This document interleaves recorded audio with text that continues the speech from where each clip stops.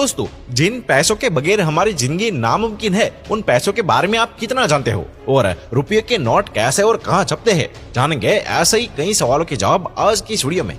दोस्तों, साल 1946 के बाद हमारी नोट नासिक में छपती थी और फिर साल 1975 में भारत की दूसरी प्रिंटिंग प्रेस मध्य प्रदेश के देवास में खोली गई, लेकिन अभी भी 2 प्रिंटिंग प्रेस आबादी के हिसाब से कम थी। इसलिए साल 1999 में मैसूर में और 2000 में पश्चिम बंगाल के सलबोनी में प्रिंटिंग प्रेस खोली गई, जहां अभी भी भारतीय नोट की छपाई होती है। और आज भी भारतीय नोट सिर्फ 4 ही जगह पर छपते हैं, नासिक, सलबोनी, मैसूर और मध्य प्रदेश के देवास में, जबकि भारतीय सिक्के इंडियन गवर्नमेंट के टैक्सालों में छापे जाते हैं, जिसकी शाखाएं मुंबई, नोएडा, कोलकाता और हैदराबाद में है। और दोस्तों, इन सिक्कों की भी एक विशेषता है। इन सिक्कों पर एक निशानी होती है, जिसे देखकर आप ये पता लगा सकते हैं कि ये कहाँ छपा होगा। अगर सिक्के में छपी तारीख के नीचे एक टूटा हुआ डायमंड नजर आए तो ये निशान बताता है कि ये सिक्का हैदराबाद में बना है। और नोएडा के सिक्कों पर जहां छपाई का वर्ष अंकित होता है, उसके ठीक नीचे एक छोटा सा डॉट होता है। इसी तरह मुंबई के सिक्कों पर एक साबुत डायमंड बना हुआ होता है और कोलकाता के सिक्कों में साल के नीचे कोई भी निशान नहीं होता है।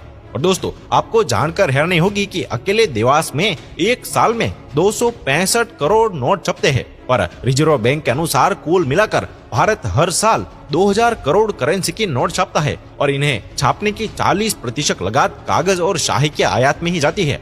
भारतीय रिजर्व बैंक द्वारा नोट तैयार करने के लिए कॉटन से बने कागज और विशिष्ट तरह की स्याही का इस्तेमाल किया जाता है। रिपोर्ट के मुताबिक भारतीय नोटों में लगने वाली स्याही को स्पेशल स्विट्जरलैंड की कंपनी सिक्पा में आयात किया जाता है। आपको बता दें कि यही सिक्पा कंपनी भारत के अलावा कई और भी बड़े देशों में स्याही एक्सपोर्ट करती है।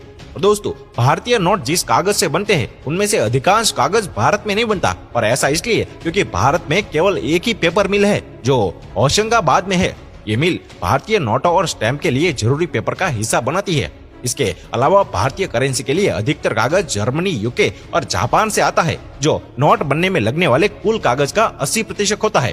और दोस्तों, विदेश या होशंगाबाद से आई पेपर शीट एक खास तरह की मशीन साइमेंट में डाली जाती है। फिर एक दूसरी मशीन जिसे इंटरव्यू कहते हैं, उससे कलर किया जाता है, यानी कि शीट पर नोट छप जाते हैं। एक शीट में करीब 32 से 48 नोट होते हैं। बैंक नोट की संख्या चमकीली स्याही से मुद्रित होती है। फिर नोट में चमकीले रेशे डाले जाते हैं जो अल्ट्रा वायलेट लाइट में देखा जा सकता है। दोस्तों, इसके बाद कॉटन के रेशे वाले एक वाटरमार्क पेपर पर नोट मुद्रित किया जाता है। इसके बाद सही नोट पर नंबर लिखा जाता है और नंबर डालने के बाद एक एक नोट को चेक किया जाता है। जो नोट खराब हो जाते हैं, उन्हें बैंक वापस जमा कर लेता है। बैंक उन नोटों को मुख्य कार्यालय में भेज देता है, वहां उनकी जांच होती है और उनकी जगह नए नोट को छाप दिया जाता है। फिर छपे हुए नोटों को आरबीआई देश में मौजूद अपने 18 केंद्रों के जरिए अलग अलग बैंकों में डिस्ट्रीब्यूट करती है। अब ये तो हमने जान लिया कि नोट कैसे छपते हैं। आइए अब हम जानते हैं कि नोट को छापने में खर्चा कितना आता है। दोस्तों, एक आरटीआई के मुताबिक हर नोट को बनाने में अलग अलग लागत आती है। जैसे कि 10 रुपए की नोट की लागत आती है 1.01 रुपये और लगभग इतनी ही लागत आती है 50 रुपए के नोट की।